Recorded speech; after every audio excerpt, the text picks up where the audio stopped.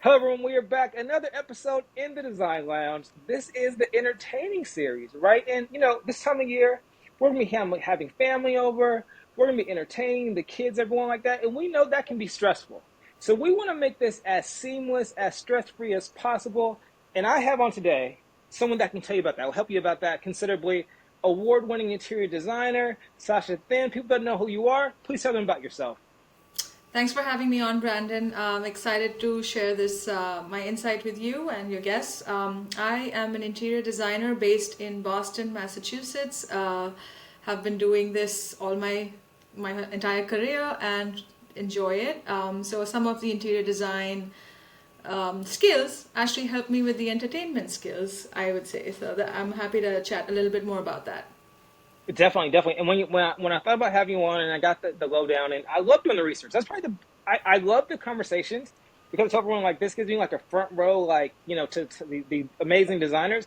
But I love the research, and when we thought about entertaining you yourself, your practice, regardless of what time of year it is, whether you're doing, you consider yourself warm minimalism. So for people that don't know what that is, can you define what is warm minimalism? Because often we're trying to, this time of year especially, we want to make our homes feel warm and cozy to not only us, but the people we bring inside our homes. Well, the term warm minimalism, I think, does explain itself a little bit, but in terms of explaining it a little bit more in detail, I think it describes the feeling that one wants to experience at home is warm and cozy. Hmm. But I typically enjoy spaces that are clutter-free, clean, and give me a sense of peace and feel organized. I don't want to come home to a mess and clutter and eclectic items all over the place. I like to have it very seamless.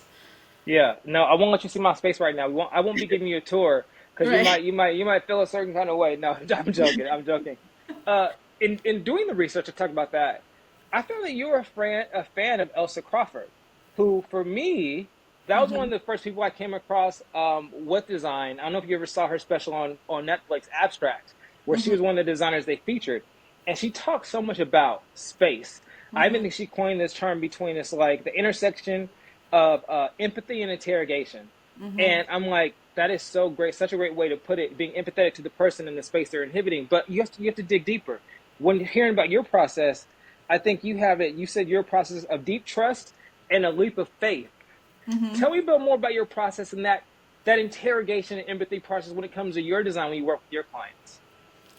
Well, yeah, I think it's interesting you brought that out of the website and our language. But yes, I think that the way she describes it is very on point because I think that living is such an intuitive thing that in order for a designer to enter your life and represent who you are in their space, I think it's important to understand who the person is. And Hmm. I think we don't get as much time as we would like with clients, but through this empathy and interrogation, I think you sort of pull out what you need to make certain decisions that you think that the client is going to react to in a positive way and also enjoy for years to come, because you're not just trying to create it for that moment, but also you're looking ahead as their families grow, as they grow into the space, as they age even. So I think there is that process, and I think it's well described by her.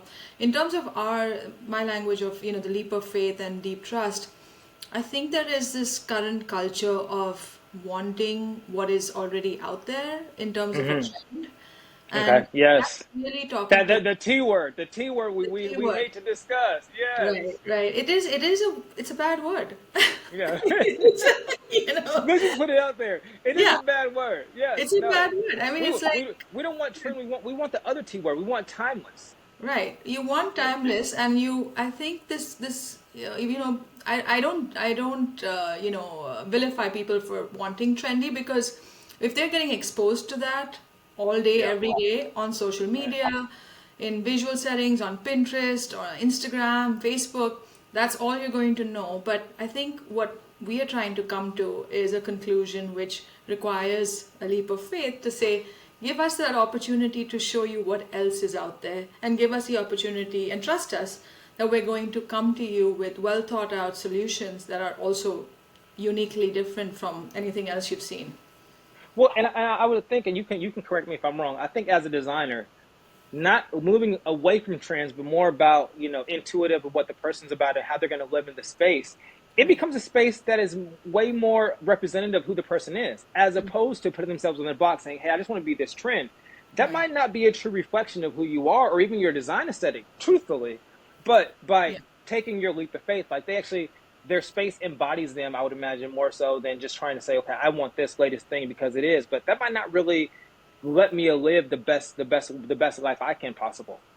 Right, but I think that through this concept of minimalism, we're not trying to define their entire home in that Hmm. one design process. We want to create a space that they're going to grow into. I'm not saying that when I'm done with it, it's going to be exactly what it's going to look like in 5 years, or you're never going to add anything to it or subtract anything to it. What I want to give them is a home that they can change if they want to, but I've given them a good foundation to start, because I'm not trying to decorate, everything and put everything in a place and choose every bit, every piece that goes into that space. That's not what we're trying to do. We're just trying to Gotcha. create a foundation so that they can continue to live and grow.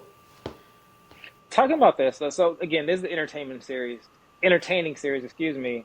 And you talked about interior design really is about solving problems beautifully. How do you solve when it comes to entertaining? How does someone solve problems beautifully in their space to create a space that it is inviting, that they feel comfortable, so that they have a space that's welcoming to the people that they bring into their place? Yeah, well, that's actually super easy, because I think what you're dealing with when you're dealing with entertainment are wonderful things. You're dealing with well-dressed people. You're Mm, dealing with making your home warm and beautiful and inviting, right? And you're also dealing with food, which itself creates such a beautiful palette, yeah. and flowers and music. So when all those senses come together, I think it is an inviting space to begin with, and I think you have a great starting point. That's one thing we miss in interior design, because when we are designing spaces, we are not in their space when there's an actual party happening, where Yes. all these senses come into play. Like especially when you're designing a kitchen, when there's food out and there's wine out and there's a beautiful floral display and the light is just dimmed exactly right and everything looks beautiful. That's really the experience we want people to have, and I think when you're entertaining, you can create that within your space, however it is. Yeah.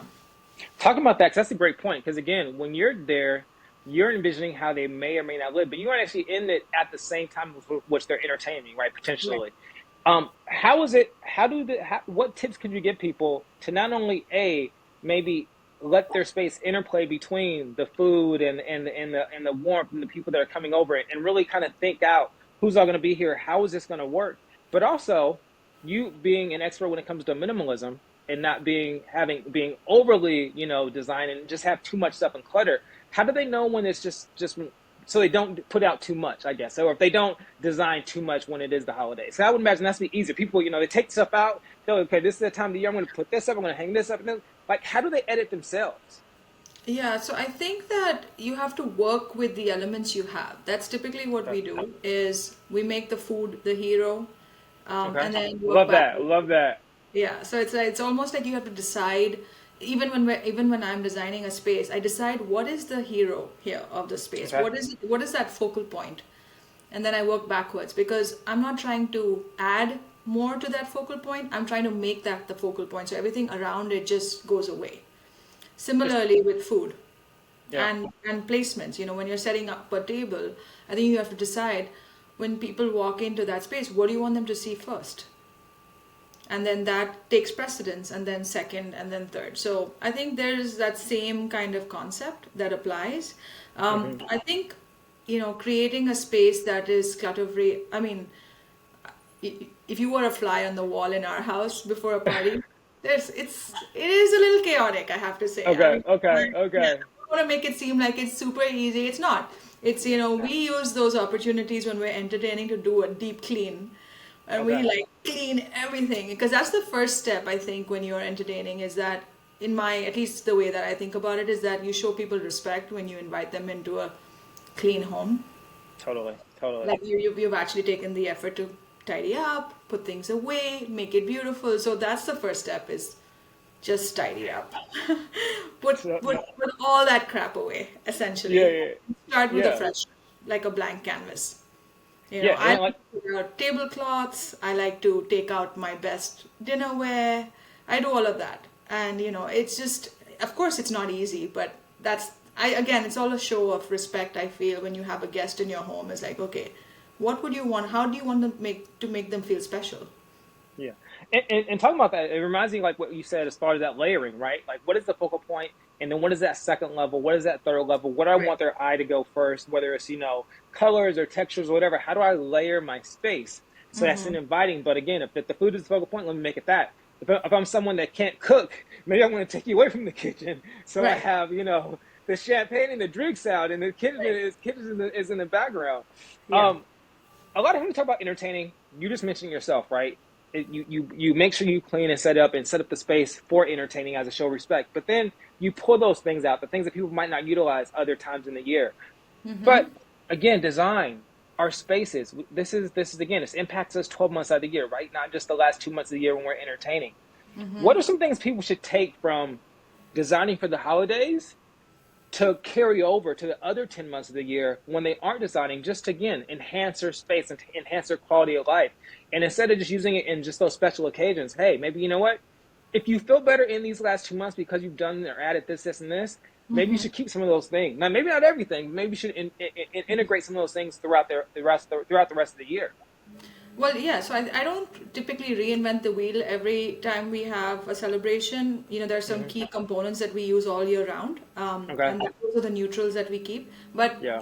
within the holidays, there's some key colors that you want to introduce, and you can easily do that with accessories, candles, and napkins even. But utilizing your base layer, like your neutral layer, like your tablecloth, your dinnerware, I think that can all be really neutral, and that's something you will reuse. I'm a huge proponent of sustainability, so we're not trying to buy new things every time we have a party. Yeah. We bring it all out again and again, wash it, put it back, take care of it, things like that. So I think there's that, but most of the items I would say are neutral. The only things that we switch up is the relevance of the holiday. So Gotcha. like Okay. for Thanksgiving, I would bring out a leaf from the garden, which with amber colors, like the fall colors, maybe acorns that dress the table, things like that are found in my backyard, essentially, that then make it feel more relevant to that holiday. Totally. But very simple things. It doesn't have to be superbly extravagant. I think, yeah, deciding what the hero is, right? Is it the food? Is it the cocktail? Is it the floral display? Is it the host? Is it Yeah. the music? And, the rest of it all falls into place. For me, it would definitely either be the cocktail, hopefully the host, maybe the Yes, music, the playlist, maybe the the place. playlist, but the food would be. I wouldn't be in charge of the cooking. You're Uh, right. that's not my strong suit. So you're a good Um, potluck candidate then. yeah. What do you say? A good potluck candidate. Everybody Yeah, gets yeah. food and you give the space. Exactly, exactly, Yeah. exactly. That's my wheelhouse. Yeah. Um, Shifting gears a little bit. I think this space in the design lounge. We talk a lot about design. We talk a lot about. I always consider it's like design 201, right? A lot of people, our viewership is not only the public but also people within the industry. But we cover everything. And I feel like it would be remiss for me to gloss over just the state of where we are, right? I know I was looking at some of your posts and you were saying, hey, for the next 4 years, you're going to be creating and you're going to be creating this space, for people that, share similar values and whatever. I think making it present at the moment, a lot of people when they entertain this time of year, not only are they just nervous and stressed from entertaining, but they might be hosting people that they don't align with always. It might be that family member that they don't have the same values, don't have the same thought processes, right? What are some things from a design perspective that people can do to kind of not erase that feeling of stress, but maybe kind of lower it a little bit where they feel more comfortable, more at ease, so that they are in a space that provides them the best opportunity to make it through the holidays with a smile on their face? Wow. From a design perspective. Yeah, that's Yeah, layered. right. Okay. That's a layer. I That's a know that's a loaded big question. one. Yeah, it's a loaded question. I think keeping it simple. I think Hmm. when the biggest thing about entertaining is if you get too overwhelmed or too stressed out, it's not going to be fun for you or for them.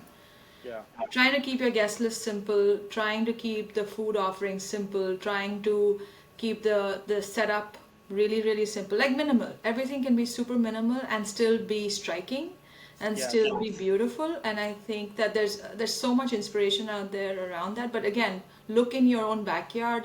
Keep things simple so that you're not trying to, curate a certain look and feel that you don't already own.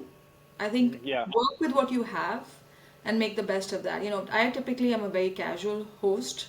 Okay. I just feel like if all these elements come together, I don't have to do too much more. And typically, we don't have people that don't share our values on our dinner table. I mean, I think Hmm. we're fortunate because we Yeah. live in Massachusetts and typically we're surrounded by people with a similar thought process.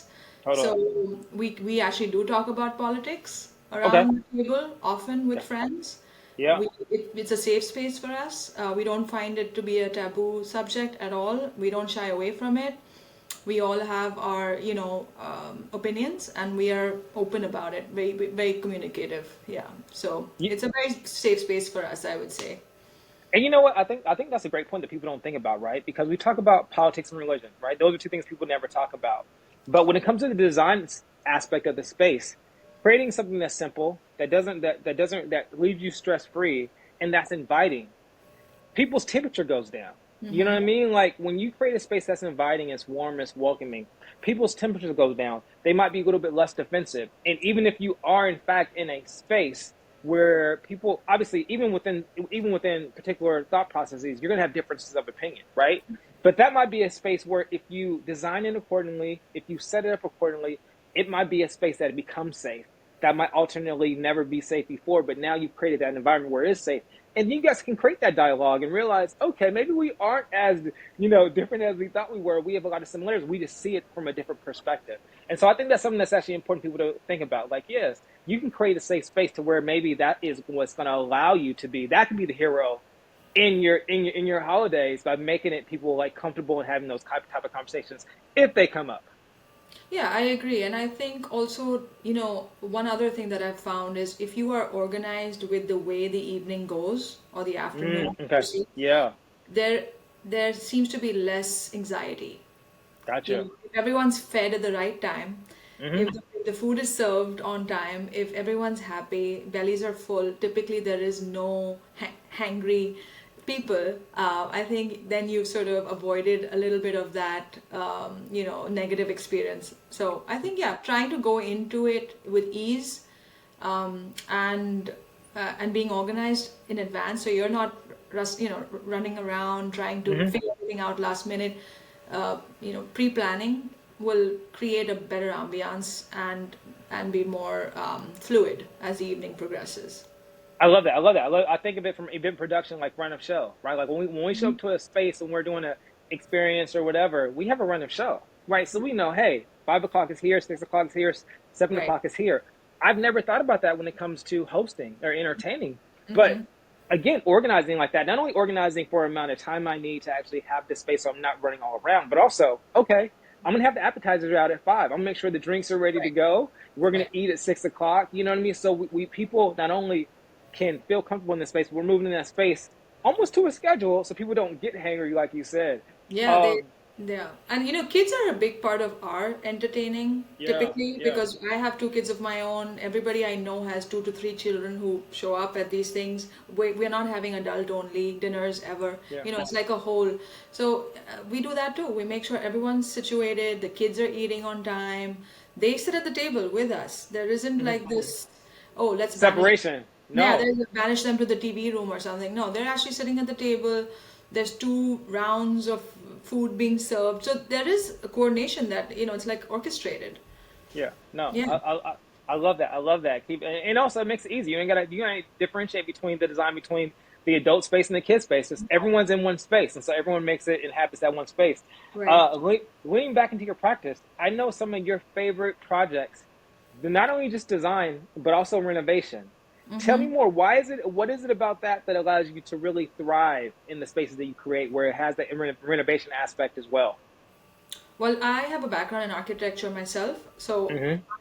coming from that background, the first thing I like to do is open up walls, Uh build huh. things, and that's why renovations are very appealing to me because it allows me to change the space to fit and adapt to what we wanted to do rather than coming in just with decor. Because sometimes, Yes. we are unable to do a renovation and we have to work with an existing footprint.